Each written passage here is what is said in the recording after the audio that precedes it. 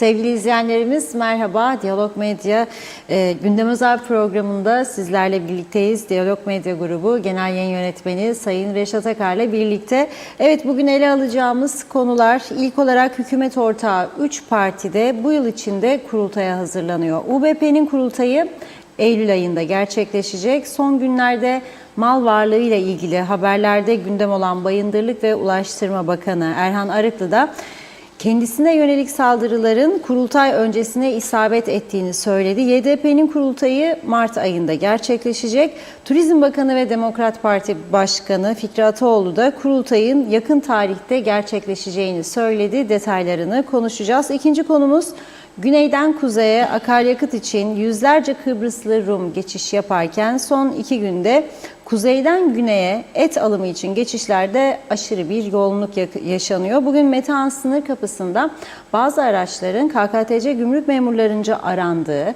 kişisel miktarda et ve et ürünlerine el konulmazken vatandaşların uyarıldığı bildirildi. Peki Kuzey Kıbrıs'ta yaşayanlar neden eti güneyden alıyor?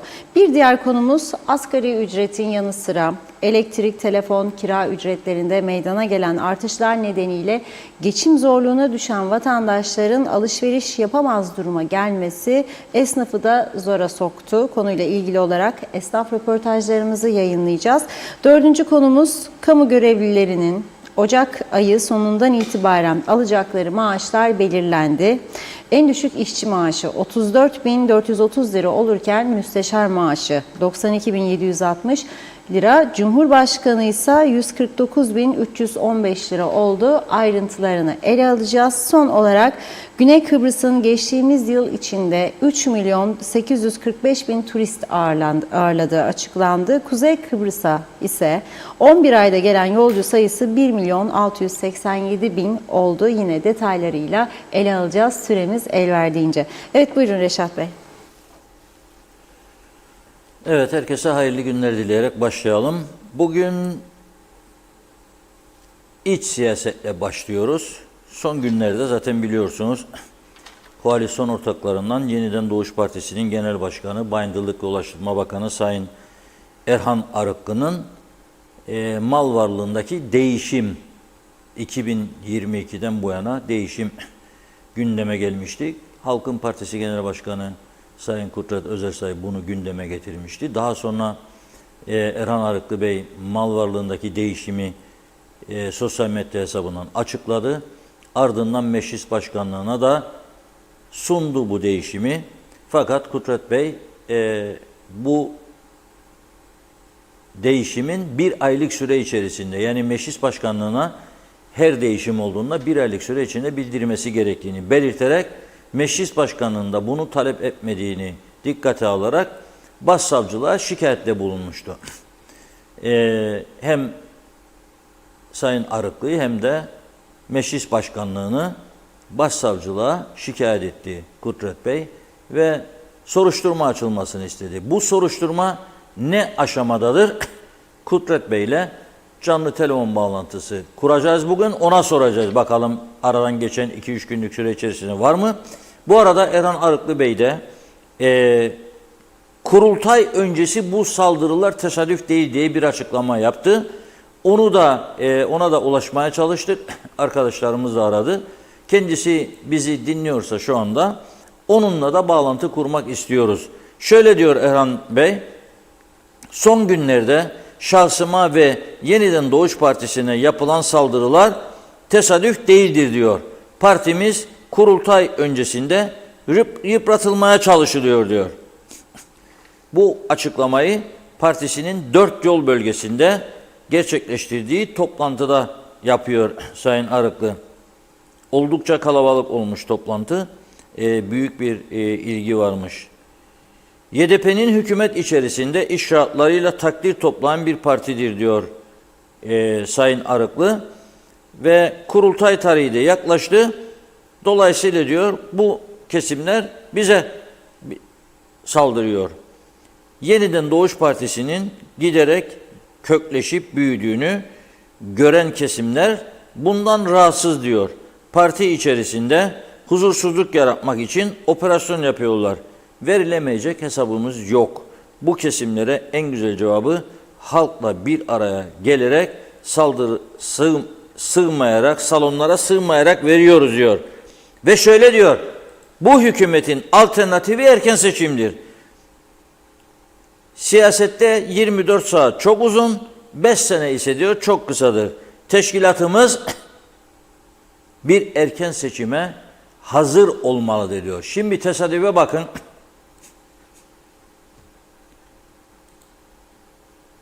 Yeniden Doğuş Partisi'nin en geç Nisan ayı içerisinde olması lazım kurultayı. Fakat Mart tarihinde yapılacak deniliyor.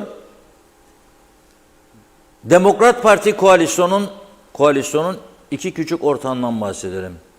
Birincisi Demokrat Parti'dir, 3 milletvekili. Demokrat Parti'nin kurultayı Mart-Nisan ayında, Yeniden Doğuş Partisi'nin Nisan'dır Mart'ta yapılması bekleniyor. Büyük koalisyonun büyük ortağı Ulusal Birlik Partisi'nin ise Eylül ayı.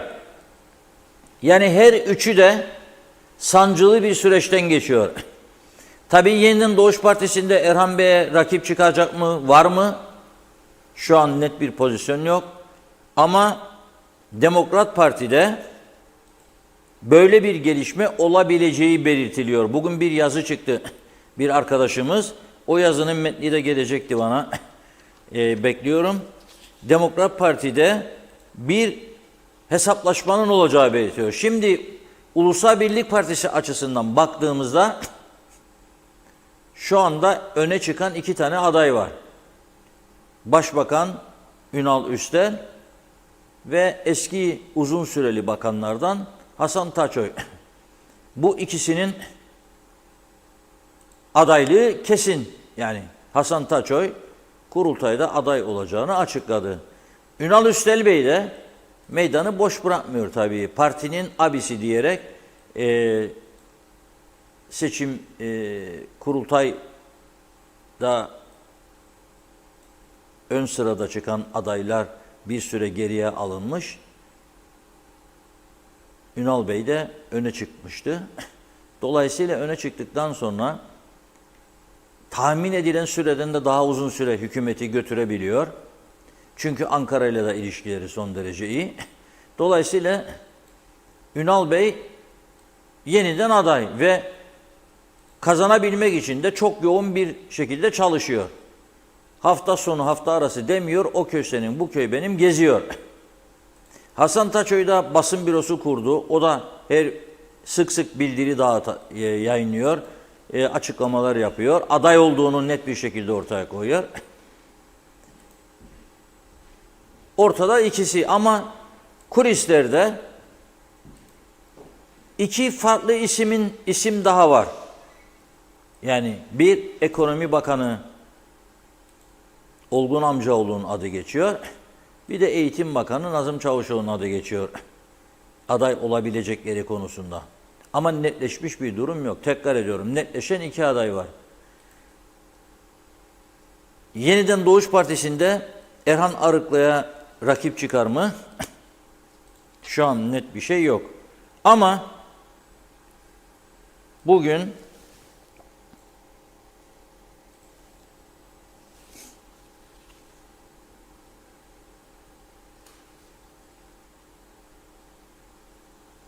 gazeteci arkadaşlarımızdan bir tanesi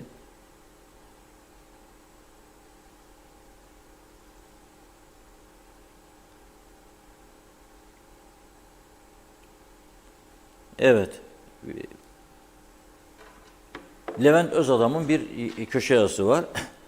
O köşe yazısında diyor ki Bakan Ataoğlu ile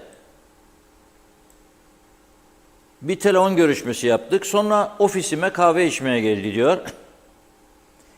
Depe içinde yaşanan sorunları konuştuk diyor. Ve şöyle diyor. Diğer 2 vekille arası kesinlikle iyi değil diyor. Hatta ipler ha koptu ha kopuyor. Kimdir 2 vekil? Hasan Tosunoğlu ve Serhat Akpınar. İki tane iş adamı, birisi müteahhit, birisi üniversite işletmecisi. Arasının iyi olmadığını kendi partisine mensup iki milletvekiliyle burada itiraf ediyor. Çünkü ofisine gitmiş, orada söylemiş. Hatta bu parti içindeki anlaşmazlığın boyutları Ankara'ya taşınmış. Bu iki milletvekili parti içi muhalefet yaparak Ataoğlu'nun kellesini almakta kararlıymışlar. Yani hükümetin pamuk ipliğine bağlı olduğunu ortaya koyan iki gelişmeyi söylerim. Bir, Demokrat Parti içerisinde kurultay hazırlıkları var. İki partili milletvekili Ataoğlu'nun koltuğunu altından almak istiyor. Açık bir şekilde Ataoğlu bunu biliyor ve deklare ediyor, yazılmasını sağlıyor. Konuşuyor, yazılsın diye tabii ki. Öte taraftan Yeniden Doğuş Partisi Genel Başkanı Arıklı diyor ki kurultay öncesinde bu saldırılar tesadüf değil diyor. Öte taraftan UBP içinde de kazan kaynıyor. Şimdi bütün bu gelişmelere baktığımızda bu koalisyon devam edecek mi etmeyecek mi? Yani eğer Demokrat Parti Ataoğlu'nu devrilirse bu koalisyona devam edebilecek mi? Yeniden Doğuş Partisi Genel Başkan Erhan Arıklı diyor ki erken seçim diyor, kapıyı çalabilir diyor. Öyle diyor. Kapıyı çalabilir diyor, hazırlıklı olmak lazım diyor. Dolayısıyla bu kadar ülke içindeki sorun yaşanırken nereye varacağını da bilmiyoruz. Ama bu arada arkadaşlarımız şimdi Kudret Bey'i arıyor. Kudret Özersay iki tane bir tek bakan değildir demişti kabine içerisinde. Başkaları da var. Sıra ona da gelecek, açıklayacağım demişti. Şu ana kadar açıklamadı. Ama etrafta dolaşan söylentiler Fikri Ataoğlu'yla ilgili olduğu yönündedir. Kendisi bunu ne söyleyecek bilemiyorum. Bağlantımızı sağlayıncaya kadar arkadaşlar arıyor Kudret Özersay'ı. Erhan Arıklı'nın bir yeni açıklaması geldi önüme. Ada TV'de bugün Nupel'de Hanım'ın konuğuydu. Orada mal varlığıyla ilgili tartışmaları değerlendirmiş ve ticaretten gelen birisi olduğunu, pazarlama ve inşaat işleriyle uğraştıklarını belirterek geçmişte bizim holdingimiz vardı diyor. Sonrasında Kırgızistan'a gittim, ticaretle uğraştım. Bazı gayrimenkullerim diyor o yıllardan kalmadır diyor. Son dönemde emekli maaşı banka kredisiyle Çağlayan'da bir ev aldım diyor. Bunun meclise bir ay içinde bildirmediğim için yasaya aykırı davrandım diyor. Ve bunun karşılığı 3 ay hapislik ve 15.000 Türk liraymış. Bütün mesele bu dedi. Mecliste diğer vekiller bunu biliyor mu acaba diyor. Yani beyan etmesi gerektiğini meclise emin değilim. Ama Özersay siyasi bir atraksiyon içinde samimi olsa bütün kamu görevlileri için bunu ister diyor. Yok ki sadece benim için. Kamu görevlileri de ilgili yasaya göre mal varlığındaki değişimi bildirmek zorunda bu yasaya göre. Ama hangi kamu görevlisi bildirdi diyor demek istiyor yani. Da benden istiyor sadece Özersay. Ben diyor bunu bir ay içinde bildirmediğim için diyor yasaya aykırı davrandım. Bunu kabul ediyor. Hazır mı Kudret Bey? Hazır olmak üzere. Bakıyorum. Evet Kudret Bey hattımızda sanıyorum. Merhaba, hoş geldiniz yayınımıza. Merhabalar, kolay gelsin, iyi yayınlar. Reşat Bey merhaba. Selamlar hocam, nasılsınız? Teşekkür ederiz, iyiyiz. Şimdi böyle Biz de iyiyiz. Allah'a şükür bir el attınız, böyle karıştı ortalık, siyaset darma duman oldu gene. Şimdi koalisyonun ne olacağı belli değil. Yeniden Doğuş Partisi kurultaya gidiyor Mart ayında. Demokrat Parti'nden Mart veya Nisan ayında gideceği söyleniyor. Fikri Ataoğlu diyor ki kellemi istiyorlar diyor 2 milletvekili partide. Arıklı diyor ki bu saldırılar diyor tam da kurultay öncesinde tesadüf değildir bana karşı diyor. Erken seçim olasılığından söz ediyor. Ama siz bu arada başsavcılığa da bir suç duyurusunda bulunmuştunuz. Aradan 2 gün geçti galiba değil mi yoksa 3 gün mü oldu? 2 gün galiba, evet. 2 Doğru. gün. Başka bir şey, dün başka bir şey daha yaptık biliyorsunuz. Maliye Bakanlığı'na da bir dilekçe verdik. Ve bazı siyasilerle ilgili içerisinde Erhan Bey de var. Açıktır bu ses. Bazı bilgiler istedik. Çok açıktır bu ses. Evet. Onu da verdi. Yani şunu siz sorununuzu tamamlayın isterseniz ben araya girdim, kusura bakmayın. Buyurun. Tamam siz dediniz yani onu biliyorum Maliye'de dediniz ki bazı isimler verdiniz bazı siyasilerin ne kadar vergi verdiklerinin cevabını istediniz 15 gün içinde onu da alacaksınız. Şimdi Evet, evet. Şimdi diyor ki Sayın Arıklı biliyorum diyor bunun bir suç olduğunu diyor. Az önce okudum. Yani herhalde yeni öğrendi. 3 ay hapislik ve 15.000 liraymış diyor. Bütün mesele bu diyor. Diğer vekiller bunu biliyor mu emin değilim. Özelsay siyasi bir atraksiyon içinde diyor. Samimi olsa diyor bütün kamu görevlileri için bunu isterdi diyor. Önce bundan başlayalım. Ben önce bir bilgi vereyim kamuoyuna. İlk de size açıklamış oluyorum. Çünkü ben 5 dakika önce elime geldi. Maliye Bakanlığı'ndan bir yanıt geldi. Bir yazı geldi bize. Dün yapmış olduğumuz başvuruyla ilgili Maliye Bakanlığı kendisine bağlı olan Gelir ve Vergi Dairesi'ne talimat verdi. Bu bilgileri hazırlayın diye. Yani dünkü başvurumuz çerçevesinde bu şirketlerin Sayın Arıklı'nın ismini verdiği şirketlerin ne kadar vergi verdikleri ve diğer sorduğumuz ilgili bağlantılı sorularla ilgili olarak bir cevap hazırlanması talebini yaptı Maliye Bakanlığı Vergi Dairesi'nden ve bize bu konuda da bilgi verdi. Kendilerine teşekkür ederim bu arada. Biz onu yani o süreç ilerliyor. Kamuoyuna buradan bilgiyi vereyim.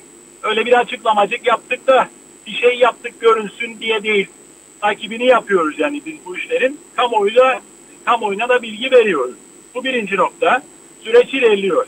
İkincisi ben sadece basit bir soru sormak isterim sizden. Şimdi Sayın Fikri Ataoğlu işte beni yemek istiyorlar falan diyor. Sayın Erhan Arıklı işte tam da kurultayın öncesinde bana yükleniyor işte Kudret Bey vesaire diyor ama yani ben şunu sorarım. Neden sizce benimle ilgili olarak bir rüşvet iddiası gündeme gelmiyor da bu isimlerle ilgili geliyor acaba? Yani bu bir tesadüf olabilir mi sizce? Neden mesela Kudret Özelsay şunu dolandırdı, bunun parasını yedi bilmem ne gibi, bundan rüşvet istedi gibi bir iddia gündeme gelmiyor da neden bu isimlerle ilgili olarak gündeme geliyor diye insan kendi kendine sormaz mı? Yani biz halk arasında bir şey var hakikaten yani ateş olmayan yerden duman çıkmaz diye. Dolayısıyla bunun üzerine gitmek bizim sorumluluğumuzdur. Yoksa işte onun kurultayı öbürünün bilmem nesi bizi zerre ilgilendirmez. O siyasi partilerin üyelerinin vereceği bir karardır. Ama bir gerçek var.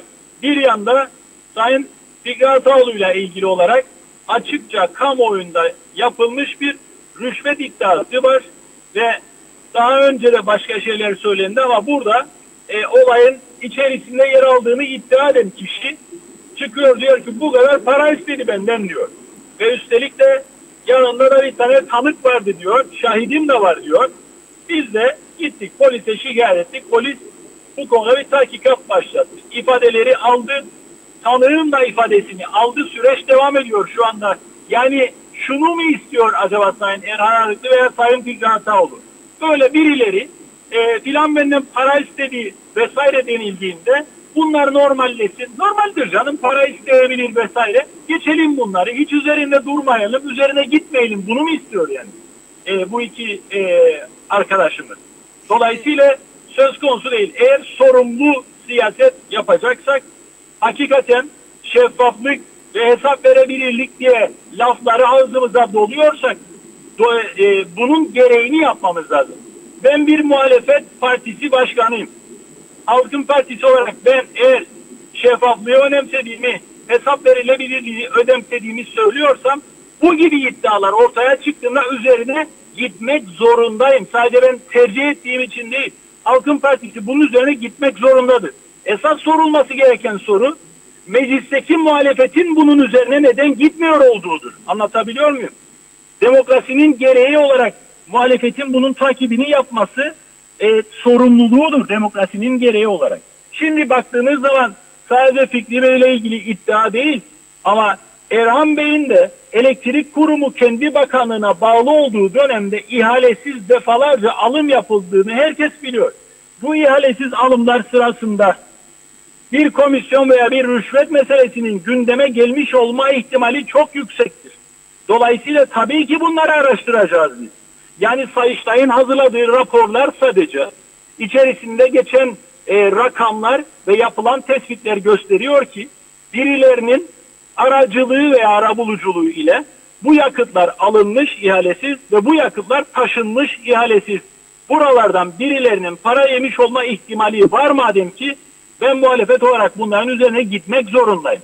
O nedenle işte bağlantıyı yerine geldiğin takdirde kuracaksınız. Yani eğer bu görevde bulunan bakanın servetinde bir artış meydana geldiyse ve meclisin başkanı da dahil sizin canlı yayınınızda açıkça itiraf etti, bunu açıp o mal beyanlara doğru düzgün bakmıyorlarsa, mukayese etmiyorlarsa, kaynağını sormuyorlarsa, sen nereden buldun be arkadaş bunu diye sormuyorlarsa, o zaman akla şu soru gelmez mi?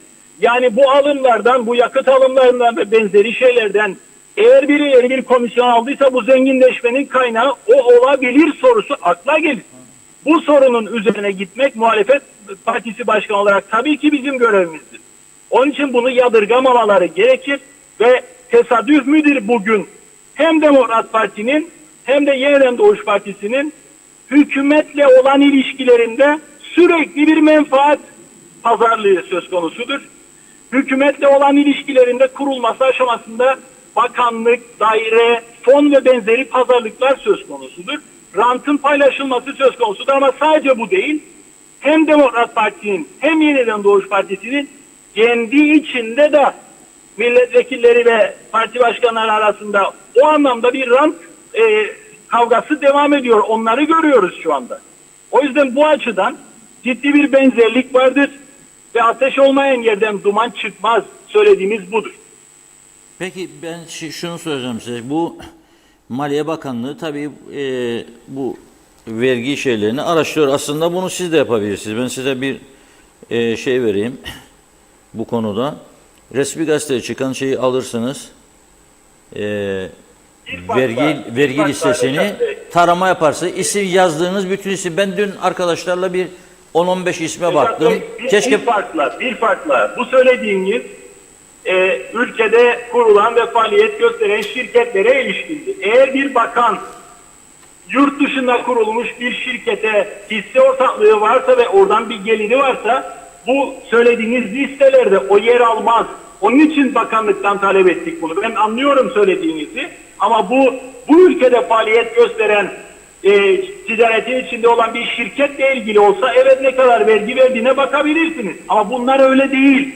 Yurt dışında kurulmuş ve hissesi olan bakanın veya vekilin ortak olduğu ya da direktör olduğu şirketler bağlamındadır ve onu ayrıca sormak gerekir maliyeye. Çünkü kendisi mesela bir beyanda bulundu mu gelir vergisi açısından gelir vergisi hesaplanırken her ay veya her yıl buradan bir kar payı alıyorsa yurt dışında kurulan bir şirketten bunu beyan etmiş midir Sayın Bakan veya Sayın Milletvekili? Benim bunu öğrenmem lazım, anlatabiliyor muyum? Evet, anlıyorum tabii bu daha resmi olur yani yazılı olduğunda ama hem şirketlerim var hem şahıslarım var. Yani ben kendiminkini de yazdığımda tabii tam isim yazmak lazım. Bazı insanların mesela adını soyadını biliyoruz. Orta ismi varsa onu bilmiyoruz. O zaman evet, çıkmıyor. Doğru. O zaman çıkmıyor. Ben dün bayağı isim baktım. Buldum. Keşke bakmasaydım dedim. Çünkü üzülüyorum. Yani korkunç servet sahibi insanların senede 1000 lira, 2000 lira, 4000, 5000 lira vergi verdiklerini görünce KKTC'nin niçin kalkınamadığını, niçin kendi ayakları üzerine duramadığını çok daha net anlıyorum ve şunu iddia ediyorum. Sadece bu konunun üzerine gidilse KKTC Türkiye'ye kredi verir. Yok kredi alır, borç alır. Gelelim İnşallah olur. şimdi bu eski DP Başkan Yardımcısının itirafından söz ettiniz. Yani Fikri Bey'i suçlayan itirafları vardır. Ama onun bir şeyi oldu mu, suç duyurusu oldu mu başsavcılığa? Siz bunu söylüyorsunuz yani, yoksa onu mu bekliyorsunuz? Hayır. Biz bir şikayette bulunduk ve polis bir soruşturma başlattı. Önce onu çağırıp ifadesini aldı. Sonra onun tanık dediği kişiyi çağırıp ifadesini aldı. Diğer tarafların ifadesini alıyor şu anda polis. Yani şunu söylüyorum, bu süreç ilerliyor ve bir suç unsuru bulunması durumunda bir davaya dönüşecek. Ama önemli olan şey şu, bir iddia ortaya koyan ve bir de tanığım var diyen birisi var. Bu süreç devam ediyor. Ve mesela ne açıklama yaptı Demokrat Parti'nin başkanı, yetkililerine açıklama yaptılar. Dediler ki Otlu Meydan böyle bir şey yoktur. Biz de bu kişiyi polise şikayet edeceğiz. Ya da polise şikayet ettik dediler. Polise şikayet etmediler anladığımız kadarıyla ama basına da polise şikayet ettiklerini söylediler. Bu da ilginç bir nokta değil midir? Ama o detaya çok da girmeye belki gerek yok. Burada önemli olan şey şu. Ya herkes yapar bunu, zaten hep böyle döner bu işler gibi bir ruh haline girmemek lazım. Bu ülkede bir şeylerin yoluna girmesini istiyorsak hukuka aykırı yapıldığı söylenen, iddia edilen şeylerin üzerine gidilmesi gerekir. Bakın mesela ne ilginçtir. Sayın Arıklı çıkıp diyor ki yani bu da işte birkaç aylık hapis cezasıyla peki bir gün bile olsa o bir suç işlenildiği gerçeğini değiştirir mi? Ya başkasının bunu diğer vekillerin bundan haberdar olmaması sizin suçunuzu ortadan mı kaldırır? Hafifletici neden bulmaya çalışıyor Sayın Arıklı kendisi için? Ve bizim bunun üzerine gitme sebebimizin ne olduğunu da az önce izah ettim. Sayın Arıklı'nın bakanlığına bağlıyken elektrik kurumu, bu elektrik kurumu ihalesiz alınan yakıtla ve ihalesiz taşınan yakıtla kazık yedi. Burada birilerinin rüşvet almış olma ihtimali var diye biz bu zenginleşmenin üzerine gitmek zorundayız. Bir bağlantı varsa ortaya çıksın diye. Bu bizim sorumluluğumuzdur. Anlatabiliyor muyum? Evet, anlaşıldı. Şimdi 15 gün yani 13 gün sonra bu istediğiniz vergi listelerini de alacaksınız. Bu arada da tabii ki bu iki partide kurultay hazırlıkları yoğunlaştı. Açık açık Turizm Bakanı diyor ki kellemi istiyorlar diyor. O kellesini isteyen milletvekilleriyle ilgili de özellikle bir tanesi Girne Antik Limanı'nın müteahhitliğini kendi ve ailesi adına falan filan yaptı diye şeyler vardı, söylentiler. Burada yani parti içinde bir paylaşım kavgası olduğunu mu düşünür müsünüz siz? Yani bu nereden kaynaklandı sizce bu? Dıştan baktığınızda yani hem Yeniden Doğuş hem de Demokrat Parti ile ilgili şu anki görüntü, hükümette kalırlarsa, hükümetin parçası olurlarsa oradan nemalanırlar, tekrardan belki tekrar seçilirler veya belki tekrar meclise girerler beklentisidir. Dolayısıyla hükümette olma üzerine kurulu, küçük hesaplar üzerine kurulu bir yaklaşım vardır ortada. Görüntü de odur. İçeride ama sadece bu açıdan değil, kendi aralarında da bir paylaşım kavgası olduğu görüntüsü var. Yanlış mıyım? Yani bundan ötürü bir siyasi tartışma var. Yani şundan dolayı yok. Vay sen hukuka aykırı davrandın, vay sen kötü yönettin bakanlığı, vay sen bizim partimizin ilkelerine aykırı davrandın kavgası değil ki bu. Bir başka çeşit rant kavgasına benziyor. Her iki partinin de şu anda devam eden kavgası. Dolayısıyla bir taraftan da hükümetin devamını tehdit ederek bir şey koparmaya çalışmak veya erken seçim kartı göstererek bir şey koparmaya çalışmak gibi de bir görüntü var ortada. Aslında Ulusal Birlik Partisi bu anlamda belki çok farklı değil ama özellikle DP ve YDP'nin şu anda kendi içinde kaynıyor olması bir menfaat kavgası, bir rant paylaşımı kavgasına benziyor. Evet. Peki hocam, hayırlısı olsun diyelim. Daha herhalde önümüzdeki günlerde bu konuyu çok konuşacağız.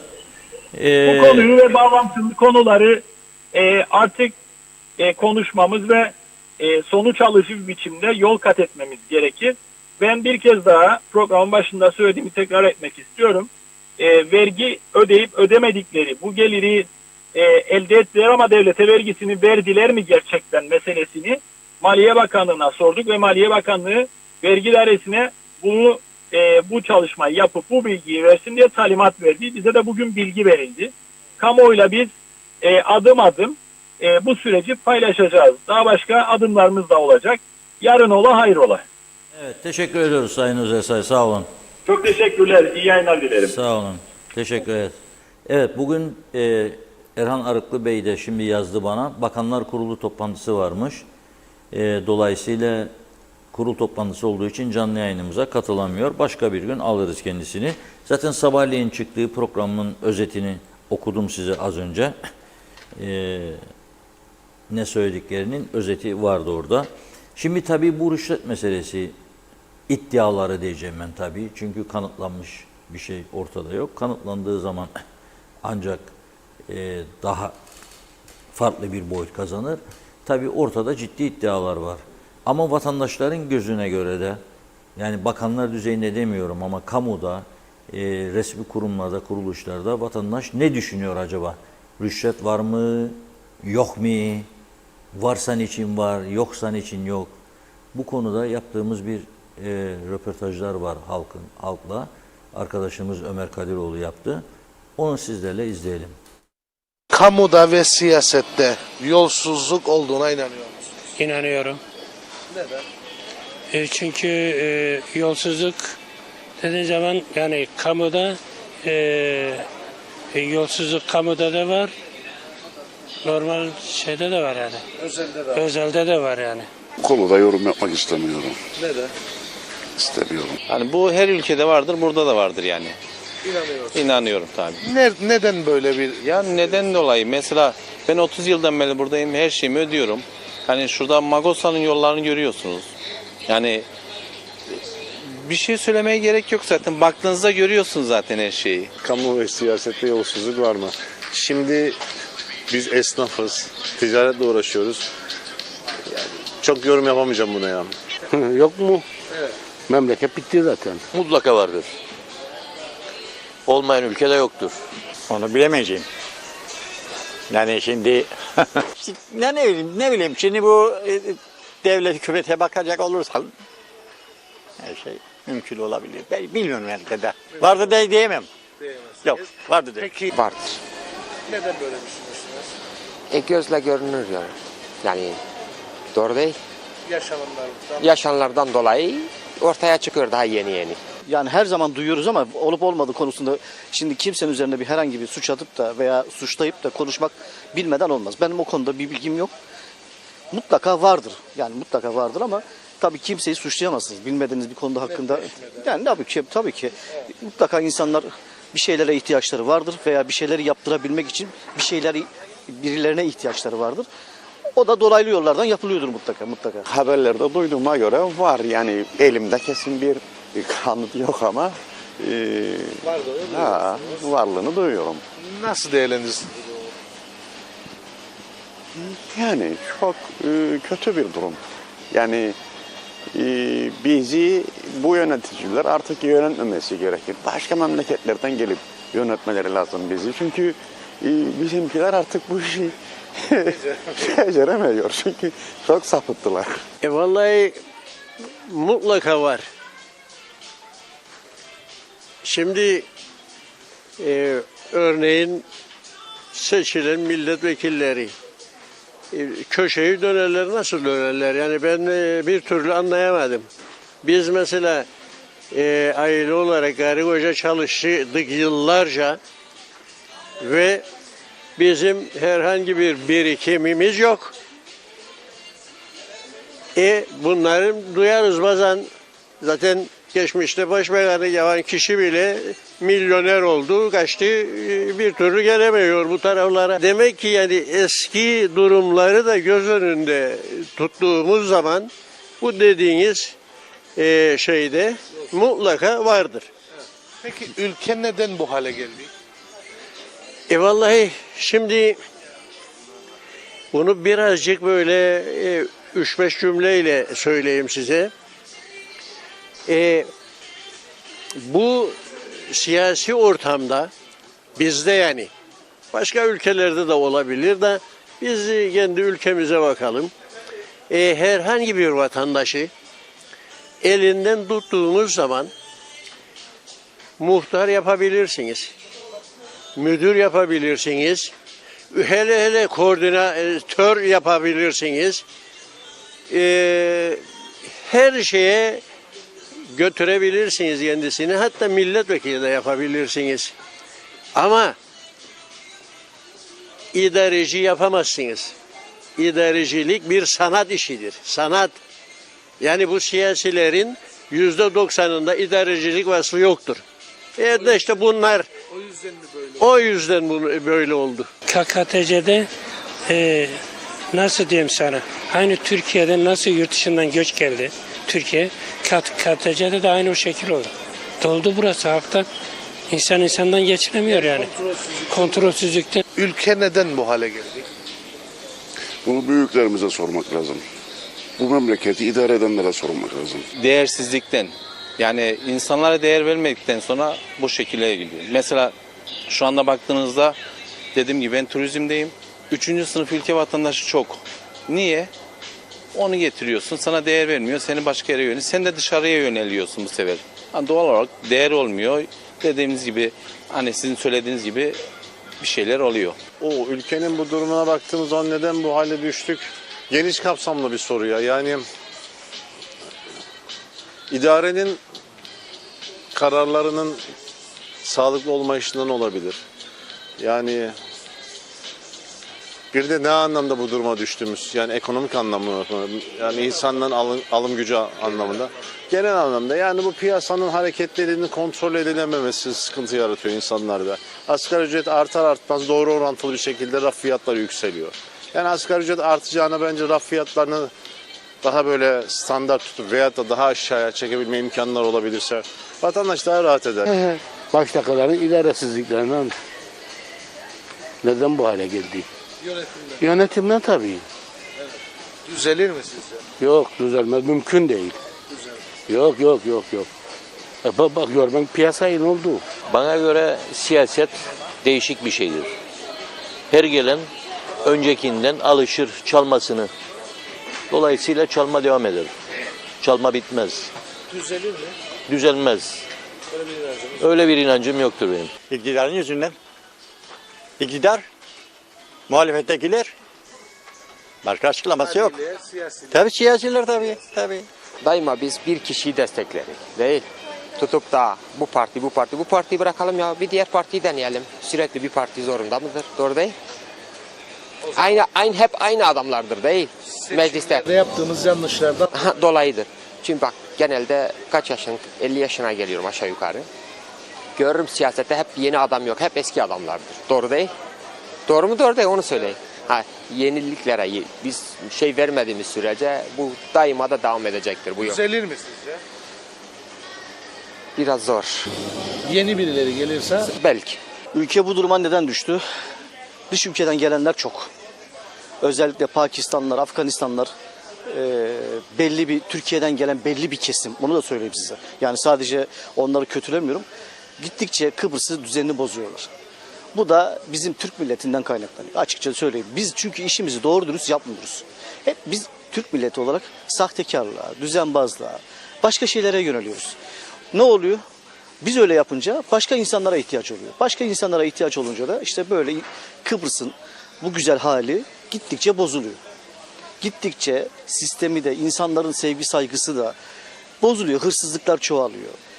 Yani bunu sağlayan büyük ihtimalle Türk milletinden, Türkiye'den gelenler yapıyor bunu. Doğrusu söyleyeyim ben de Türkiye'liyim, Ankaralıyım. Yöneticilerden, kötü siyasetten, Öyle. İşte yöneticilerin kötü yönetimi sormaya girhan oldu memleket. Düzelir mi sizce? Bu yöneticilerden düzelmez. Ne yapmak lazım? Yani kökten temizlik ister. Yöneticiler kökten temizlenmesi lazım. Bence İngiliz'in yönetmesi lazım bizi. Eskiden şu yönetirdi. O zaman yani duyduklarıma göre çok çok daha iyi yönetimler vardı. Bunlar artık işi maskaralığa çevirdi.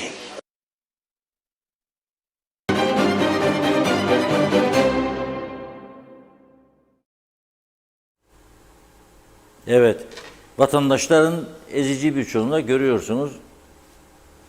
Sistem içerisinde rüşvet yolsuzluk olduğunu düşünüyor. Onlar da öyle görüyor. Çünkü birçok olay yaşadı. Gazi Mavsa'da Sosyal Sigortalar Dairesi meselesi var. Elektrik kurumunda şu anda cezaevinde eski genel müdürü var, şoförü var. Ne bileyim birçok kişi hakkında soruşturma var. Eski başbakan var, bazı bakanlar var, bazı yöneticiler var. Yargıya gitmeyenler var. Elektrik kurumunun açılmamış davaları var. Kıbrıs Türk Hava Yolları'nın açılmamış davaları var. Gerçekten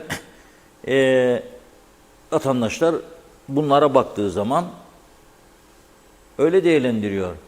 Eski bir Maliye Bakanı 300 bin benim yanımda havaya atılırdı rüşvetler diyordu. Yani 300 bin sterlinden bahsederim. Ne kadar basitleşti Kıbrıs'ta. Bakın güneyde yaşayan bir Kıbrıslı Türk vatandaşımız ki hatırlarsanız video yayınlamıştık. Çocuğu güneyde doğdu, yani doğrudan bir Kıbrıs Rum gibi diyor ve Türkçe herhalde belki de çok az biliyor. Rumcası ana dil, ortaokula gidiyor. Irkçı saldırıya uğradığı gün yayınlamıştık. Bülent Antonio oldu adı da. Dün ne dedi? Ben dedi 60 yıldır çalışırım dedi güneyde. Ve dedi bir tane eski döküntü arabam var dedi. Daha iyisini alamıyorum. Bizde araba bolluğu. Çok ilginç bir durum. Yani ve iyi arabalar, pahalı arabalar.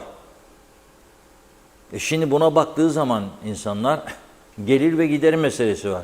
Şimdi eğer iyi çalışıp, güzel kazanıp, vergisini de tam veren biri ise zaten kimseye hesap vermesi gerekmez. Birinin çok merakı varsa sor vergi dairesine der. Geliri var, adam iyi maaş alıyor. Ama eğer geliri yoksa, zarar gösteriyorsa, zarar ettim diyorsa veyahut da çok az bir gelir gösteriyorsa da ondan sonra 300 bin, 400 bin sterlinlik araba sürüyorsa o zaman tabii durum değişir. Şimdi çok mesele var bu ülkede konuşulması gereken ama bir ilginç durum var. Şimdi bir izleyicimiz gönderdi. Diyor ki bir kamyon fotoğrafı gelecek şimdi ortaya. Çakıl kum taşırmış bu kamyonu süren şahıs. Diyor ki Alayköy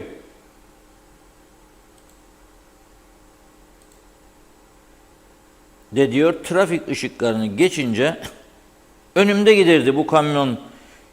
Taşıdığı çakıllar da diyor arabamın camına tak tak vurmaya başladı. Açık gidiyor çünkü kapatmıyorlar. Kapatmıyorlar veya kapatırsa da tam kapatmıyor. Bilmiyorum, bunun herhalde kapalı değildi. Korna çaldım diyor. Durdum diyor. Onu diyor ikaz ettim diyor.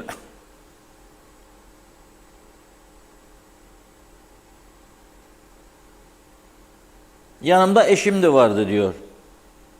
Bu kişi kamyondan indi ve beni tartaklamaya başladı diyor.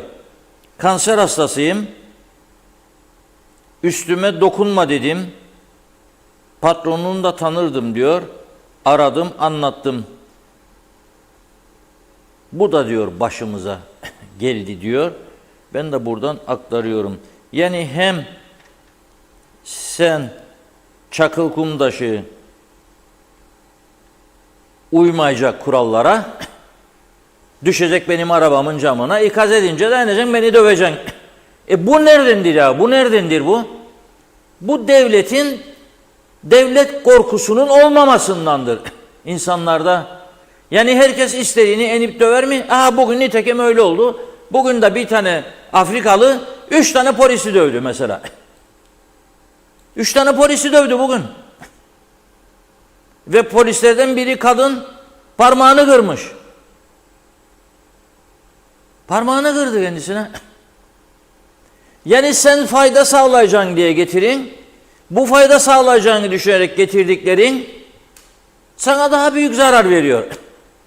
Belki onu getiren 3-5 kişi zarar etmiyor, para kazanıyor ama devlet zarar ediyor, hepimiz zarar ediyoruz. Polis ağır şartlar altında görev yapmaya zorlanıyor. Zorlanıyor. Yani bir süre sonra polis bulmakta zorlanacak bu devlet. Ne adam dayak yemeye mi gideceğim diyecek. Niye dayak yemeye gideyim? En iyisi rozet tak. İktidara kim geldiyse başka bir göreve git. Yani bu şekilde olmaz. Çok ilginç bir durum gerçekten.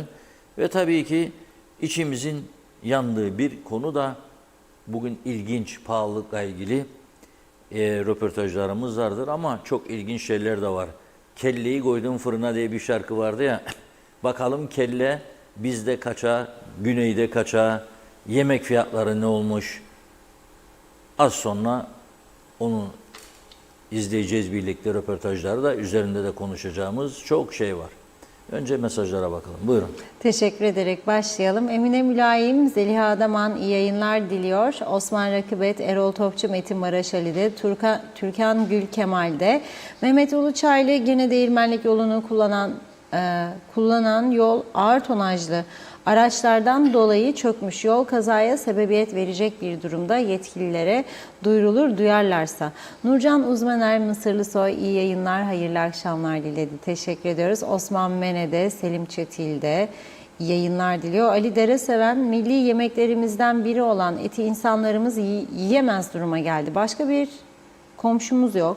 Kabul etmesem de tek çare Rum'dan almak. Onu da engellemeye çalışıyorlar. Ercan Ergün, ben mumla aydınlanırım. Isınma yorgan yazmış. Fatma Gör, Reşat Bey izliyoruz seni. Olanları hayretle izliyoruz. Ne demiş? Pahalılıkları izliyoruz. Hüseyin Perali iyi yayınlar diledi. Hidayet Ali Sarı'da ve diyor ki yalan dolan aldı başını gidiyor. Koltuk ve para, insani değerlerimizi unuttuk. Aynur Yüzügüler İyi yayınlar demiş. Mehmet Ömer Balcıoğlu da Londra'dan selamlar diyor. Hasan Kara, Taçoy veya Çavuşoğlu olursa tabutun son muhını çakacak yazdı. Sezen Volkaner, bence UBP bu kurultayında yeni bir nefes, genç, dinamik bir insan olduğu için Olgun Amcaoğlu'nun olmasını isteriz. Mehmet Uluçaylı, İskele'de Doktor Müderrisoğlu Hastanesi'ne gittim ilaç almak için. Raflar bir tamam eksiksiz diyor. Hastalar her aradığı ilaca erişiyorlar. Yetkilileri tebrik ederim duyarlılıklarından dolayı.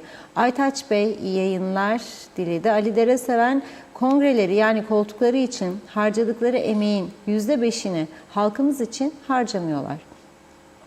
Nus Halil, ihalesiz satın alınan akaryakıttan aldığı 3 milyon dolar rüşvettir kullandığı paralar demiş. Hasan Kara, KKTC yalancı ve hırsız yazdı. Niyazi İnancı iyi yayınlar diliyor. Mehmet Uluçaylı, yıl sonu kamu görevlilerine vergi beyannameleri dağıtılıp doldurulduğunda mal varlıklarını, kazançlarını ve varsa vergi indirimleri beyan ediliyor. O nedenle kamu görevlilerinin verdikleri beyanlar esas sayılır ve ona göre işleme koyulur. Hidayet Ali Sarı, koltuk ve para ne yazık ki insani değerlerimizi unuttuk. Halkın derdi geçim, bazılarınınsa seçim. Allah yardımcımız olsun. Zehra Çamunoğlu, devam, bravo size. Kudret Bey devam demiş. Evet, Niyazi İnancı, Kudret Bey'i tebrik ve takdir ediyorum. Vatanını, halkını seven, bilgili, ülkesi için koşturan bir siyasetçi. Bravo kendisine demiş. Ali Dereseven, şu anda siyasetin en önemli kişisi Sayın Kudret Özersay'dır. Siyasetteki boşlukları ve yapılan hataları çok iyi değerlendiriyor. Kendisini tebrik ederim dedi o da. Özkan Özdemir, bence sadece bakanlar değil, milletvekilleri, müsteşarlar, hatta müdürlerin mal varlığı araştırılmalı. Nazime Nalbant, her gün güzel konuları gündeme getiriyorsunuz. İzliyorum, dinliyorum. Ülkemizi böyle idare edemeyenler ne olur başkalarının önünü açsınlar. Ülkede hiçbir şey iyi değil diyor. Günden güne daha kötüye gidiyor. Sonu vahimdir. Böyle idare olmuyor Doğruyu söyleyeni de beğenmiyorlar demiş. Güzel ülkemi daha fazla yıpratmayın dedi Nazime Hanım. Sertel Dere Seven Londra'dan sizleri izliyoruz. Kolay gelsin. Özkan Özdemir, meclis içinde kimse kimseye karışmıyor çünkü hepsinin açığı var. Danışıklı dövüş yani. Sayar Eker selamlar. Dışarıdan içeriden sömürülüyoruz. Güzel yüze aldanma. Cebini soyarlar. Hiç kanma demiş. Özkan Özdemir, yürü be Kudret hocam dedi vatandaş seninle. Mustafa Karasalih, Özersay dışarıdan çok güzel muhalefet yapıyor. CTP de meclisten çok güzel seyrediyor. Yalnız diyeceğim şudur ki toparlanıyoruz diye yola çıkıp hükümete geldiğinde bir koltuk uğruna yaptıklarını her zaman düşünerek hareket edip siyaset yapmasıdır Kudret Bey'in. Arif Mustafa Cüce, niçin İslamiyet'i ya da milliyetçiliği kılıf olarak kullanırlar Reşat abim? O gün Zeybekoğlu herkes yaptığının hesabını verebilmelidir. Suç işlemişse cezasını çekmelidir. Hasan Nihat Erduran iş koluna göre isim miktar olarak tasnifli gelir ve vergi listelerini resmi gazetede ve her oda, baro, birlik, meclis sitelerinde görebilmemiz için yasal engel yok. Herkes görsün. Çünkü memur hep benden kesilir. Ona buna belediyelere teşviğe, desteğe, muafiyete harcanır ve refaha dağıtılır kanaatindedir. Durum budur ve zor değildir demiş. Nazime Nalbant, Reşat Bey çok doğru. Eğer doğru vergi alsalar ülkede çok kalkınma olur ama hep ne yaparlar? Bir şey ederler demiş suçluları. Bence hesap verilsin, daha çok zarar olmasın, daha kötü olaylar olmadan diyor. Ağzınıza yüreğinize sağlık. Mehmet Şenler kolay gelsin dedi. Ahmet Halil iyi yayınlar. Hasan Nihat Erduran, maaş, stopaj, serbest meslek vergileri birleşik yayınlanmalı. Doğrusu bu. Meclis başlasın, örnek olsun bence. Sonra da basın iş kolunu isim yayınlasın diyor. Kemal Osman Ceyhanlı iyi akşamlar diledi. Tema Yavaş'ta Londra'dan. Aysin Öztürk, Kudret Özersay'ı destekliyorum yazmış. Buket Ali, sistem hasta, bu düzende sandığa gitmeyin. Sandığa gittik sonra trafik ölümleri, ani ölümler her şey arttı. Sigortalılar tam para ilacını alıyorlar. Sandığa gitmeyin, gafletten uyanın demiş. Nüfus 2 milyona dayandı, her yer koktu. Bir milli park yeri bile yapmayan, örtülü ödeneği almaya devam edenlere o için sandığa gitmeyin. Çözüm olmazsa hiçbir şey KKTC'de düzelmeyecek diyor. Kaan Adalı, Reşat Bey bu şehit arsa dağıtımına son verilsin. Bu ülkede tek evlat şehit aile çocukları değil. Engellisi var, yoksulu var diyor. Kirasını zor ödeyen engelli aileler var. Devlet dediğin her vatandaşına eşit olur demiş. Celal Harun, artık devran döndü, keser döndü, sap döndü, hesap döndü. Şimdi hesap verme zamanı geldi diyor. Bir iki mesaj daha okuyup ara verelim. Çok yetiştiremeyeceğiz gibi. İsmini açıklamamızı istemeyen izleyicimiz demiş ki önce kamu bakanların bu kadar artışı normal mi acaba? Emekçi ve emekli bu kadar haksızlığı yürekten kınıyorum demiş. Kamuda çalışanlar, bakanlar günün yarısında çalışıyor. Boşa maaş alıyorlar. Hak etmeyenlere verildi. Yazıklar olsun demiş. Benim oğlum sabah saat 7'den akşam 18'e kadar çalışıyor ve ortalık Nijeryalı, Pakistanlı doldu. Kendi ülkemizde dışlanmış misafir konumuna girdik. Asla demiş çok hızlı bir şekilde seçim olmalı. Ada elden gidiyor. Reşat Bey size çok teşekkür ediyorum. Her gün sesimiz oldunuz. Çok isterim yayına katılmayı. Söylenecek çok söz var. Seçim acil dedi izleyicimiz. Evet şöyle bakıyorum. Evet bunu okuduk. Evet Hasan Çevik'i de okuyalım. Ara verelim. Hasan Bey demiş ki Kudret Bey'e dörtlü hükümeti bozduğu için kızgındım. Fakat meclisten ayrıldıktan sonraki muhalefet görevini tek başına götürmesini, özellikle yolsuzluk dosyalarını yargıya taşımasını takdir ediyorum. CTP maalesef bunu yapmıyor. Tufan Hoca Cumhurbaşkanlığına aday olacak sanırım. Bu yüzden sessiz. Sesi çıkan gördüğüm isimleri saymış. Vatandaş olarak teşekkür ederim dedi Hasan Bey. Çok mesajımız var. Devam edeceğiz yine sonrasında. Buyurun. Evet, çok teşekkür ediyorum. Şimdi birkaç gündür aşırı pahalılık üzerinde duruyoruz. Neden?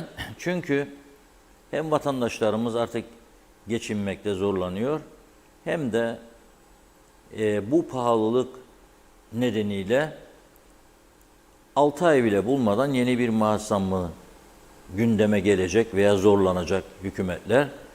Ve hükümetler o maaş zammını nasıl ödeyecekler? Asgaride yükselme olduğunda küçük işletmeler bunu nasıl ödeyecek, nasıl karşılayacak? Bu piyasaya nasıl yansıyor? İnsanlar nasıl etkiliyor? Ve ekonomik çark Kıbrıs'ın iki kesimine baktığımızda birkaç hafta öncesine kadar bizim lehimizde görünüyordu. Yani Rumlar güneyden kuzeye gelip sigorta çıkarırlar biliyorsunuz araçlarına. Sadece arabalarına koydukları yakıtla sınırlı kalmıyorlardı. O sigorta parası da çıksın diye, karşılansın diye. Sigara için sigara da alıyordu. Sigara da bizde daha ucuz. Zepse meyve fiyatları çok uygundu. Zepse meyve de alıyorlardı. Şimdi eğer bir insan bir açık pazara, mesela Lefkoşa'da hafta sonu yerlilerden fazla Rumlar vardı. Ama son bir iki haftadır yoktur. Neden? Çünkü bizde fiyatlar yükselmeye başladı. Onlarda düşmeye, bizde yükselmeye başladı. Bizde yükseldiği için de cazibesini yitiriyor yavaş yavaş. Kıbrıs'ın kuzeyindeki yiyecek, gıda sektörü özellikle. Akaryakıt şu anda gene güneyden ucuz olduğu için almaya devam ediyorlar. Fakat çarkın tersine dönmeye başladığını görüyoruz. 2 gündür arkadaşlarımız sürekli Metehan'a, Lokmaca'ya gidiyorlar. Sınır kapılarına ve bakıyorlar geçişlere. Bugün de oradan bana bir vatandaşımız yazdı. Diyor ki, tarif de ediyor. Kısa boylu bir gümrükçü diyor Metehan'da.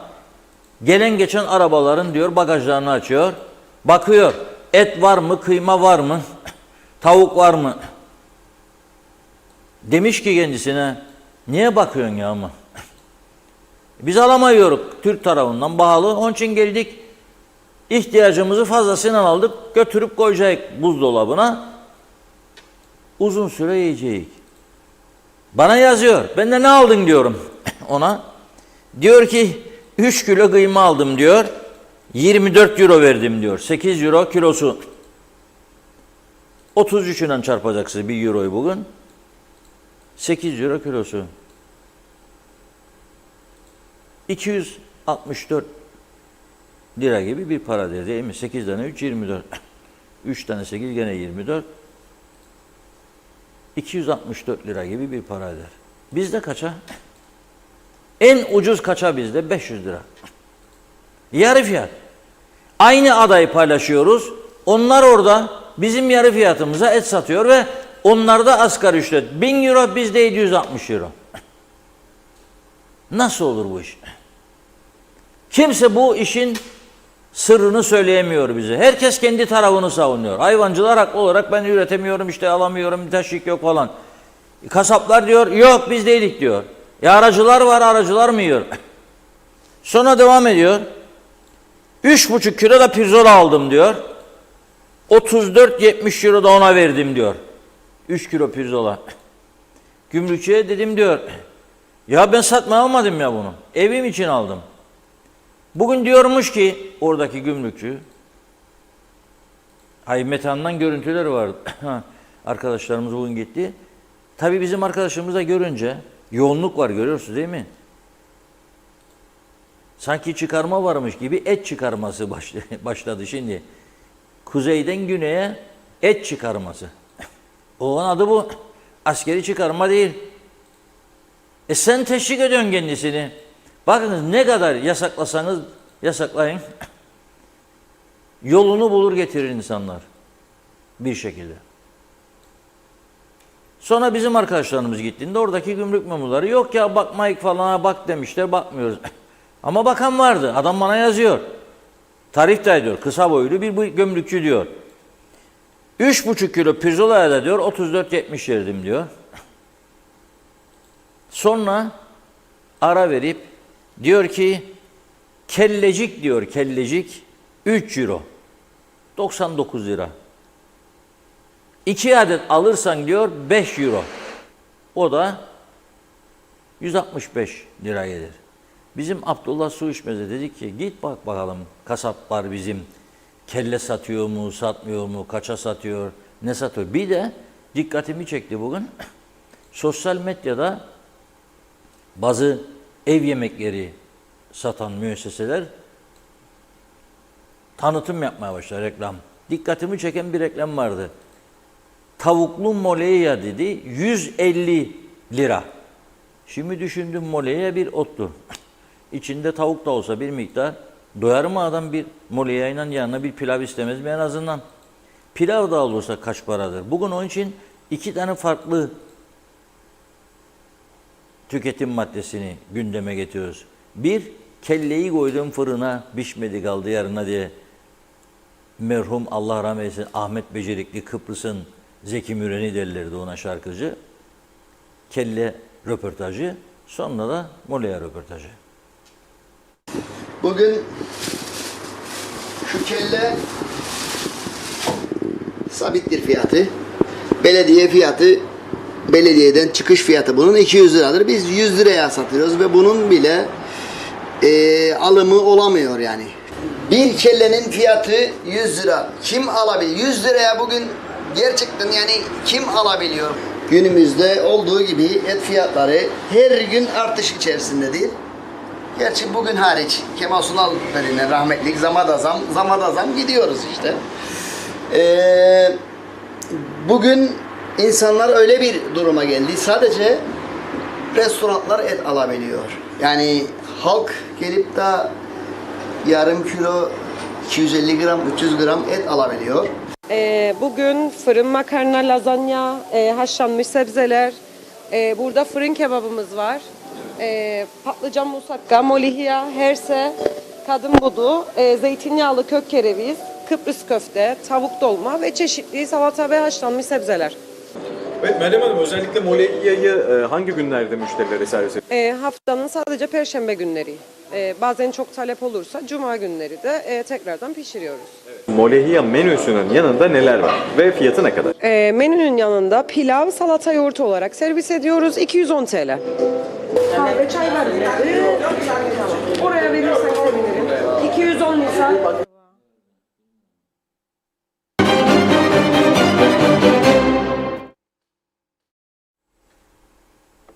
Moleya pilav 210 lira.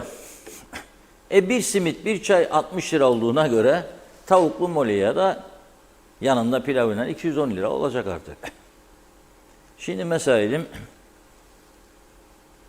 çalışan bir insansınız, öğle yemeği, evde yemek yok, iş yerine götüremediğiniz, yapamadığınız, dışarıda yiyorsunuz. 210 bir kişi, 2 kişi karı koca çocuk yoksa eğer 420 gitti öğlen sadece. Bunun sabahı var, akşam yemeği var ve diğer giderler. Nedir diğer giderler? Elektrik var, ısınma giderleri, belediye vergisi var, araba var, yakıtı var, ruhsatı var, sigortası var, muayenesi var, makinist tamirat parası var. Güm güm bu aralar herkes birbirine vurur. Kimisi arkadan vurur, kimisi yandan, kimisi önden. Bu da var, tamirat paraları var. Yani inanılmaz bir duruma geldi burası. Ve bu az önce de söylediğim gibi verdikleri zammın üzerinde bir pahalılık getiriyor piyasa. Bu pahalılık nedeniyle de insanlar ne oluyor? Sıkıntıya giriyor.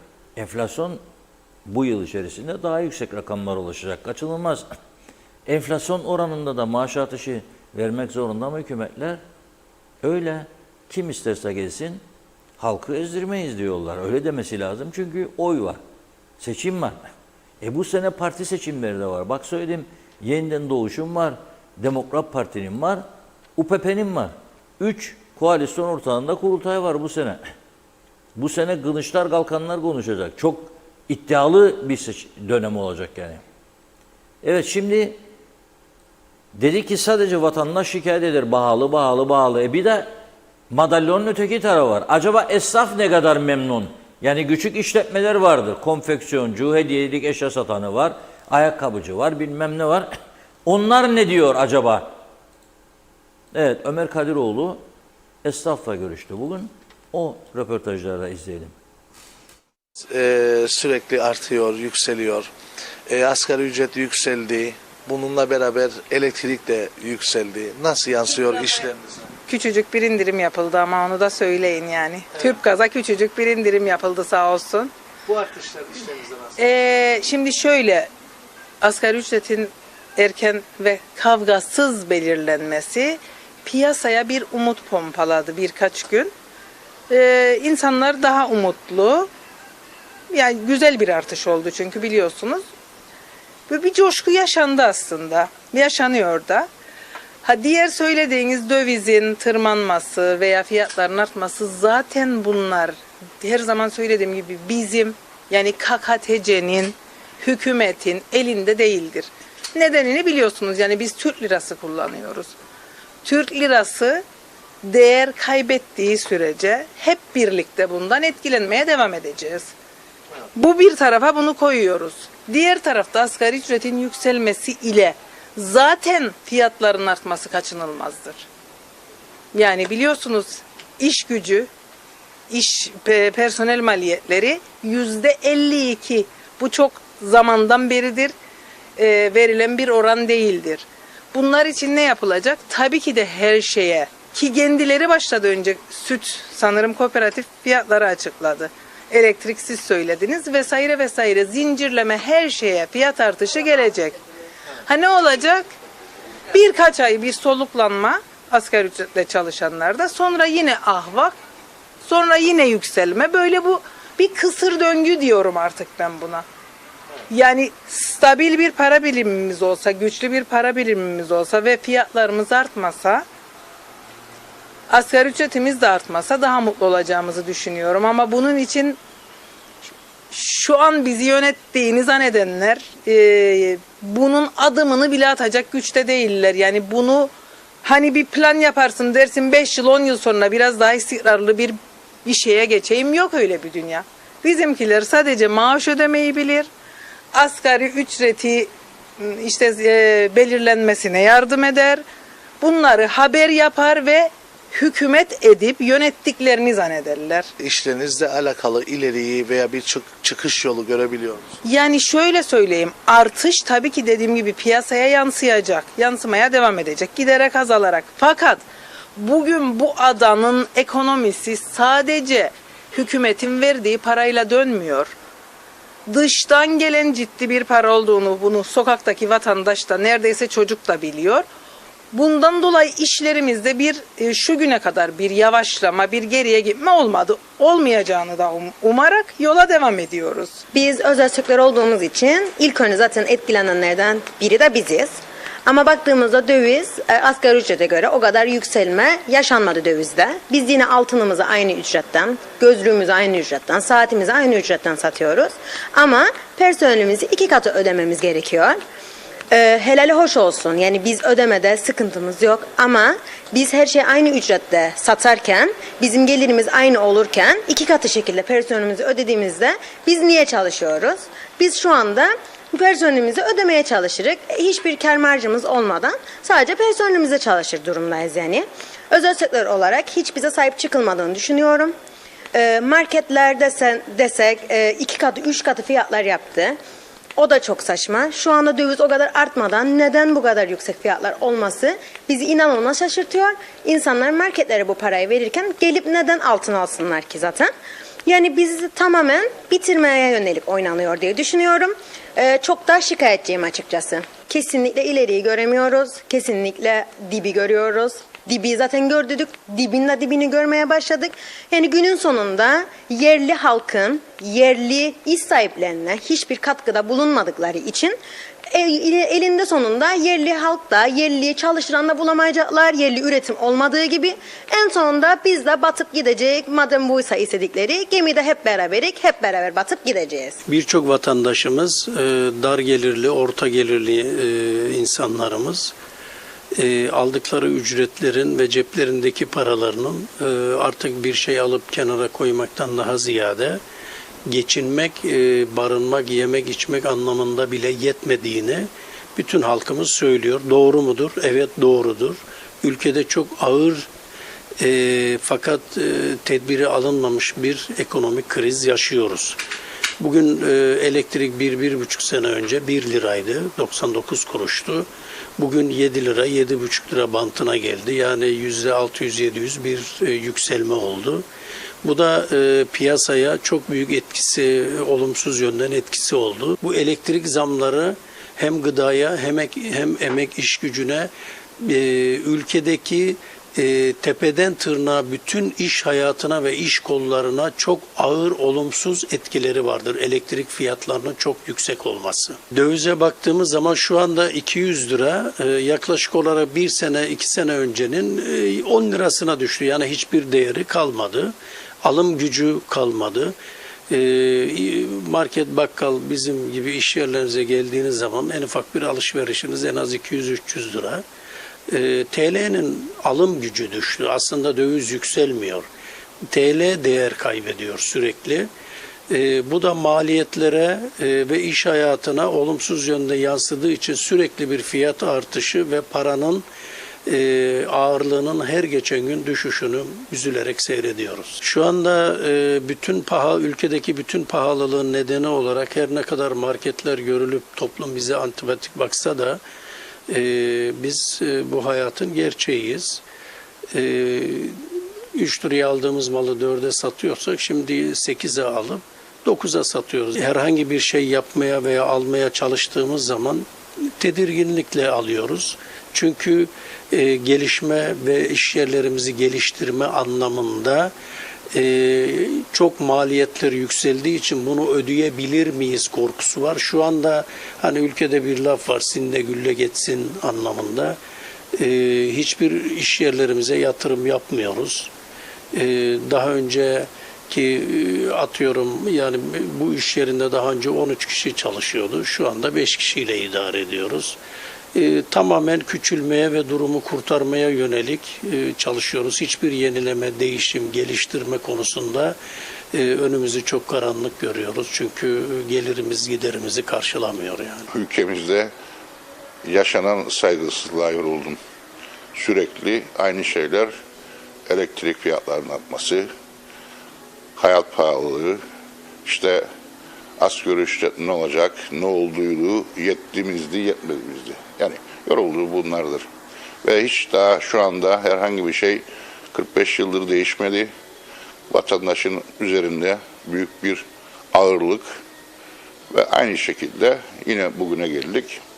Yine gündemde bağlılık, yine gündemde elektrik zamları ve asgari ücretler. Tabii ne yapabiliriz? Bir vatandaş olarak ne yapabiliriz hakkında hiçbir şey. Kuzuların sessizliğini oynayacak, yine giderlerimizi kısıtlayacağız ve yaşamaya devam edeceğiz. Buradan yetkililere sesleniyorum. Yani lütfen bir şekilde şu anda konuşmuş olduğumuz vatandaş şeklinde kendileri bürünüp de bir otursunlar ve hissetsinler. Çünkü ateş düştüğü yere kardırırlar. Bugün 100 milyar maaş alan bir insan veya bir efendime söyleyeyim devlet görevlisi bu duyguları anlayamaz, hissedemez, yerinde hissetmesi lazım. Şöyle bir husus vardır. Benim yaptığım sektör veya buna benzer sektörlerde bunlar zoraki ihtiyaçlardır. Yani artık lüks harcamalardır. Bir de mecburiyetten alınacaksa alınır, alınmayacaksa alınmaz. Yani bu bir gıda değildir sonuç itibariyle. Tabii ben bu bahsettiğin konuyu sürekli düşünüyorum. Ama hakkında ben ne yapabilirim? Şu anda ben devamlı her gün markete giden biriyim. Örneğin en basit bir çikolata daha geçen hafta 7 liraydı. Akşam baktım 19 lira oldu da artış olmadan. Ben bunu yapamam. Yani bugün 500 liraya satılan bir ayakkabıyı ben bugün 900 liraya koyamam. Zaten 500'de vatandaş zorlanıyor.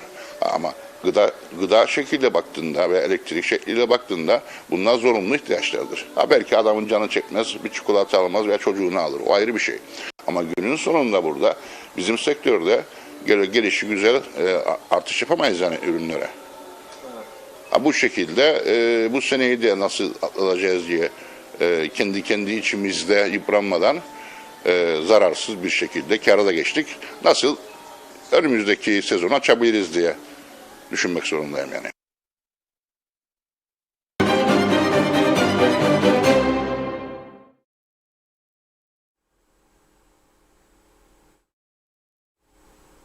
Evet, esnaf da rahatsız gördüğünüz gibi gelişmelerden. Tabii bu arada maaşlar yükseliyor ama yani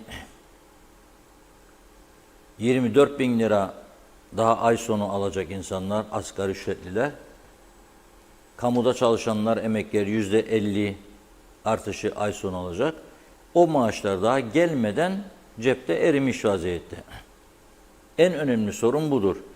Bir taraftan da bakıyorsunuz devletin giderleri de, yani enflasyon arttıkça, maaşları sen yükselttikçe devletin giderleri de yükseliyor.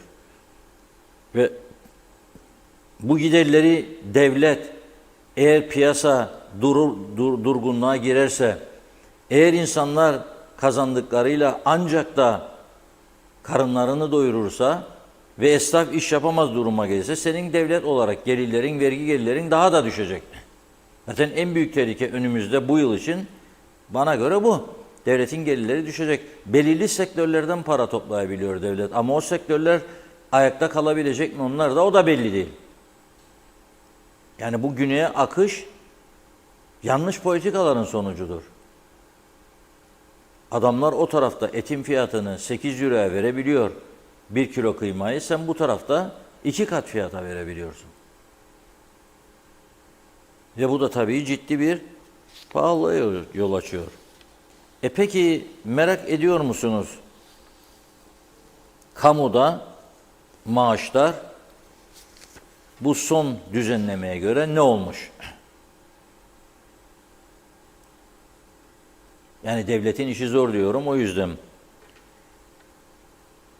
Ocak sonundan itibaren kamuda işçi statüsünde olan bir kişi net 34.430 lira alacak.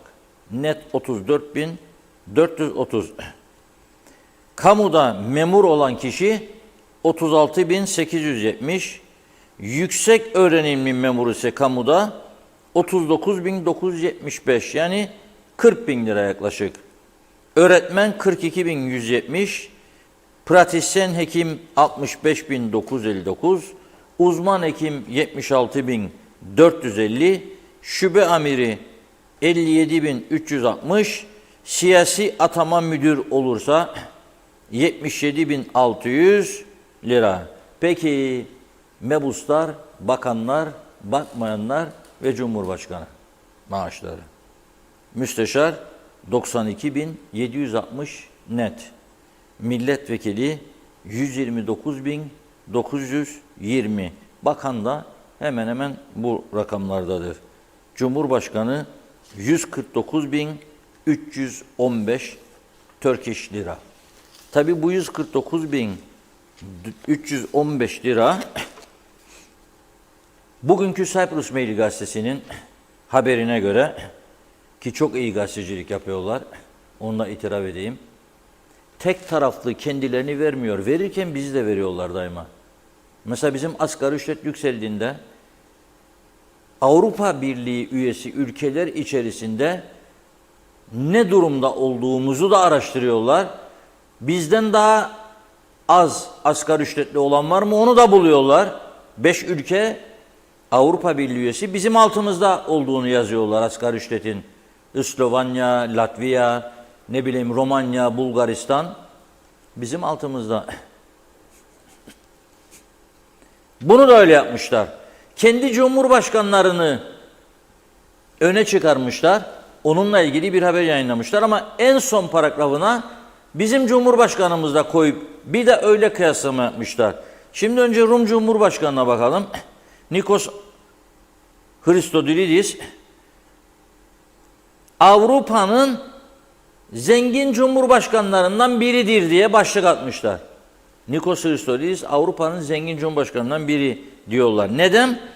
Çünkü birçok AB üyesi ülke cumhurbaşkanından daha yüksek maaşı varmış. Yıllık 174.637 euro. Bu da eder 5.763.021 Türk lirası bugünkü kurundan. Christodoulidis'in yıllık maaşı. Saati diyor Cumhurbaşkanı'nın maliyeti devlete 91.44 euro. Yani 3017 lira. Bulgaristan Cumhurbaşkanı Hristos'in altında o 124.659 euro yılda, Hristolis 174.000 euro yılda. Mesela İslovanya Cumhurbaşkanı 44.701, bayağı aşağıda. Ama 31 Avrupa ülkesinin en zengin Cumhurbaşkanı ise doğal olarak tabii tahmin edersiniz İsviçre'nin Cumhurbaşkanı Viola Amherd yılda 545.183 euro alıyormuş. Bu da eder 17.991.000 Türk lirası. En fakir Cumhurbaşkanı Avrupa ülkeleri. Bununla tahmin edersiniz. Savaş halindeki Ukrayna'nın Cumhurbaşkanı yıllık maaşı 8.134 euro. Bu da eder 268.449 Türk lirası bir yılda aldığı para. Şimdi Christodoulidis Avrupa'nın en zengin cumhurbaşkanından dedi ama bizim cumhurbaşkanımızla da bir kıyaslama yaptı. Bizim Türklerin cumhurbaşkanı dedi. Hristodoulis'in bayağı altında dedi. Hristodoulis'in bir yıllık 174.637 euro maaşı, Ersin Tatar Bey'in de 54.568 eurodur diyor Christodoulidis. 149.315 Türk lirasını euroya çeviriyor ve aylık 4.547 eurodur diyor maaşı. Bunu da yıla çarpıyor. 54.568. Christodoulis de 174.637. 3 kat yaklaşık onun üzerinde bir maaş alıyor. Evet, buyurun Funda Hanım. Tamamlayalım mesajlarımızı. Cengiz Boyacı'da kalmıştık. Şöyle demiş, Kuzey Kıbrıs'ta ciddi derecede nasıl mı zengin olunur? Cevap çok basit. İhale tabii ki, rant, rüşvet ve hediye. Mehmet Uluçaylı bu hükümeti sabunla yıkasan bile temizlenmez diyor. Erdal Yarkın iyi yayınlar demiş. Mehmet İnancı da hayırlı yayınlar olsun, suçların arttığı cennet adamız, sağlıklı günler. Mehmet Ali Özdemir de iyi yayınlar diledi. Mesut Çöker, dürüst olmanın ne kadar zor olduğunu Kuzey Kıbrıs'ta görüyoruz. Topyekün batağa doğru gidiyoruz. Halk her seçimde iktidara notunu vermeli. Tunsel Dağlı, en son söyleyeceğimi ilk söyleyeyim, hiçbir şey olmayacak demiş. Kudret Hoca bu işi kovalayacak. Ta ki birileri ona sus otur yerine desin. O birileri yine dörtlü hükümeti Kudret Hoca marifetiyle bozmuştu diyor. Balık hafızalı değiliz. Türkiye burada siyasi kaosa izin vermeyecek. İşlerine gelmez.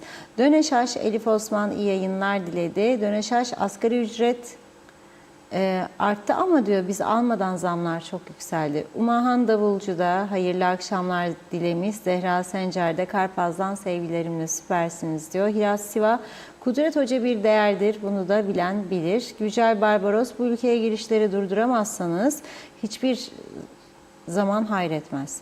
Mehmet İnancı, Reşat Bey bu ülke siyasilerle kurtulamaz. Bunu hep söyledim, söylemeye devam demiş. Milletvekili ve bakanların yeni maaşlarını soruyor ayrıca Mehmet İnancı. Hüseyin Derici, bugün Mosa Devlet Hastanesi'ne sabah saat 7'de eşimle gittik. Sıra numarası aldık. 6 numara, zaten fazla biri yoktu. Daha sonra doktor numarası aldık, 21 numara. Bir baktık ki bizden sonra gelenler 5, 6, acaba numaralar tersten mi verilir? Musalil, dünyanın en büyük ırkçı toplumu haline geliyorsunuz diyor. Nikos Bülent Antonio iyi yayınlar diledi. Ercan Ergün açız aç yazmış. Fevzi Mehmetçioğlu da iyi yayınlar. Tezer Meryem Arif, salatalık 49 centmiş. Mehmet Ali Salih, boşuna senelerce demedik istikrarlı para birimine geçin. Yoksa hem pahalılık hem halkın geçim gücü azalacak. Ama geçilmedi. Sonunda sonuç dediğimiz gibi oldu. Pahalılıkta ve geçimde hayat daha da zorlaşacak. Bunlar da cici günler. Mehmet Uluçaylı, kamyoncuyu uyaran bir kişiyi kamyon şoförü teşekkür edeceğini zorbalığı seçiyor. Böylelerine en ağır cezayı ve vatandaş değilse yollayacaksınız diyor geldiği yere hiç acımadan.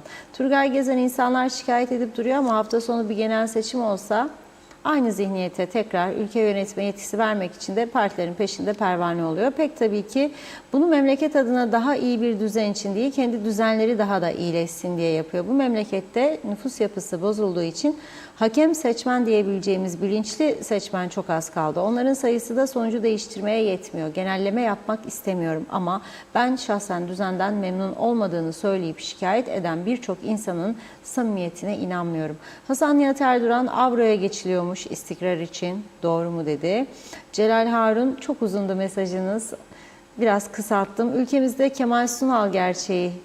Kemal Sunal diyor ülkenin insanının ne kadar sahtekar, ne kadar hırsız, ne kadar dini kullanan, ne kadar menfaatine düşkün olduğunu mizahın diliyle suratına çarptı. Mert adamda ruhu şad olsun. Ali Dereseven 2 adım yan tarafımızdaki ülkeyle aramızdaki et fiyatları yarı yarıyadır. Yalnız bu durum bile bizlerin ne kadar kötü yönetildiğimizin bir göstergesidir demiş. Hasan Nihat Erduran 10 hane birleşip dana kestirmek çok ucuza gelir. Kuzu da aynı diyor. Şerife Güneş iyi yayınlar diledi. İsmet Sencer de harikasınız demiş. Şenol Tatlıcıoğlu selamlar. Şerife Güneş halkı duymuyorlar. Sesimiz olan basını da mı duymuyorlar? Nus Halil herkes şikayet eder sonra kuzu gibi gidip aynı insanları o koltuklara oturtur. Celal Harun Akdeniz Köyü'nden Mustafa Aşık'ın mesajını aktardı. Kendinizi, sevdiklerimizi üzmemek için trafik kurallarına uyalım, hız yapmaktan kaçınalım, alkollü içki içip araç kullanmayalım, cep telefonuyla mesajlaşmayı evde yapalım, sağlıklı, mutlu, huzurlu günler. Sayar Aker, vah param yok, vah toprak oldu, sanki alın terim haram oldu yazmış. Eda Bilginsel Aksoy, bahsettiğiniz gibi alışveriş azaldı. Her zaman gittiğim markette yoğunluk yoktu. 6 tane ödeme noktasının ikisi çalışıyordu. Ürünlerin birçoğunda etiket yoktu. Fiyat okuma makinesi çalışıyor fakat ürünün fiyatını yazmıyor. Ayrıca caddelerde çok az insan vardı. Trafik de her güne göre pek yoğun değildi demiş. Nevin Aşkım, Reşat Bey bir şey dikkatimi çekti. Kasap beyaz ve temiz kıyafet giymesi gerekmiyor mu diyerek yemek yapılan yerde ise saçlar açık, önlük giyilmemiş nasıl satılıyor anlamadım. Özkan Özdemir sadece işçiye çalışıyoruz diyor. Kapatsınlar o zaman dükkanlarını. Böyle hep böyle demiş, işverenler ağlıyor. Ulus Çomunoğlu tek çözüm istikrarlı para birimi dedi. Birkaç mesaj kaldı. Turgay Gezen, asgari ücret ve diğer maaş nitelikli ödemelere hayat pahalılığı oranında artış yapılması doğru bir uygulama. Fakat birçok insan bunu karıştırıp artış diye nitelendirmekte. Farkı diyor asgari ücrete ve maaşlara eklenmesi artış değildir. Artış demek refah payı demek. Refah payı da ekonomik pastanın büyüklüğüyle ilgili bir olgu. Mevcut hayat pahalılığı farkıyla belki birkaç ay idare edilecek. Sonra yine kısır döngü misali aynı sıkıntılar devam edecek. Kamil Basmacı da Reşat Bey bu ülkede devlete memur para kazandırmaz. Parayı özel sektördür toplayıp ödeyen. Fakat baktığınız zaman ezilen, az para alan, aç kalan da özel sektör oluyor diyor. Evet bakayım Vedat Özkan, üretmeyen toplum kaybetmeye mahkumdur demiş. Ercan Mehmet Gürkanlar, bunlar iyi günlerimiz diyor o da. Alkan Baykent, haksızlığa tahammülüm yoktur, insanca yaşama hakkımı kullanmak istiyorum demiş. Karagöz Desimi Ali, İçişleri başta olmak üzere tüm bakanlar istifa etsin, başbakan da öncülük etmeli, tekrar güzel bir seçim yapılmalı yoksa işler çok kötüye gidiyor. Bir de dairelerde oturup gün geçiren insanlar var demiş. Hüseyin Koltan sağlıklı yayınlar diledi. Emir Ali Kahraman'da, Selçuk Özenli, ülkenin düzelmesi için vekillere ömür boyu seçilme hakkı vermeyeceksin. İş yapan gelsin, babaların çiftliği değil diyor. Devlet tek bildiği zam ve yolsuzluktur demiş. Aygun Nuri de Dikmen Sağlık Ocağı'na gittim. İlaç yok. Bakan açıkladı. Romatizma, şeker, tansiyon hastasıyım. Mecbur eczanelerden almak zorundayım. Eczanelerde var ama amaç halkı mağdur etmek mi? 8 kalem ilacım yok. Bir çare bulsunlar diyor. Ergün Yahat da hayırlı yayınlar dilemiş. Bakıyorum. Emsal Haliter de iyi yayınlar diledi. Tamamladık mesajları. Çok teşekkür ediyoruz. Buyurun. Fikrinden geçerim yatağa bilmirem, bu fikri başımdan ata bilmirem. Fikrinden geçerim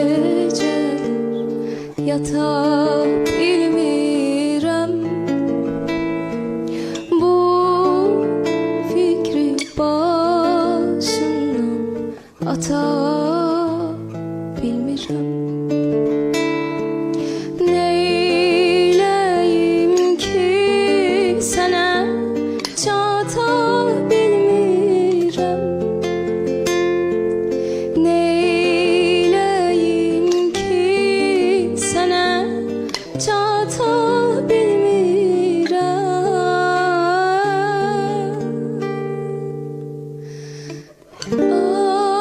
Ayrılık, ayrılık, aman ayrılık. Her bir dertten olan yaman ayrılık. Ayrılık, ayrılık, aman ayrılık. Her bir dertten olan yaman ayrılık.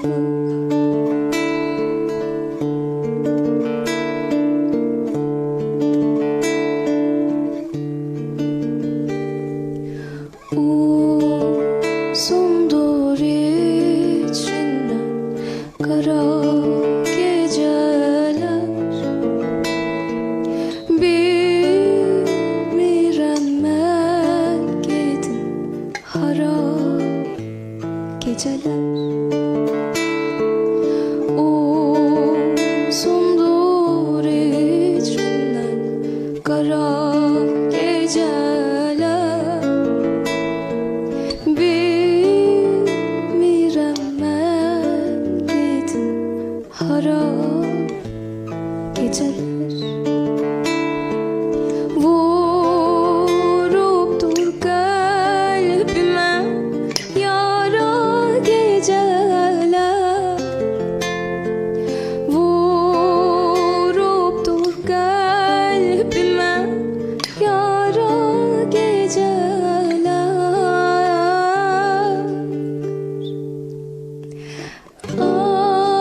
Ayrılık, ayrılık, aman ayrılık. Her bir dertten olan yaman ayrılık. Ayrılık, ayrılık, aman ayrılık. Her bir dertten olan yaman ayrılık. Son kez. Ayrılık, ayrılık, aman ayrılık. Her bir dertten olan yaman ayrılık.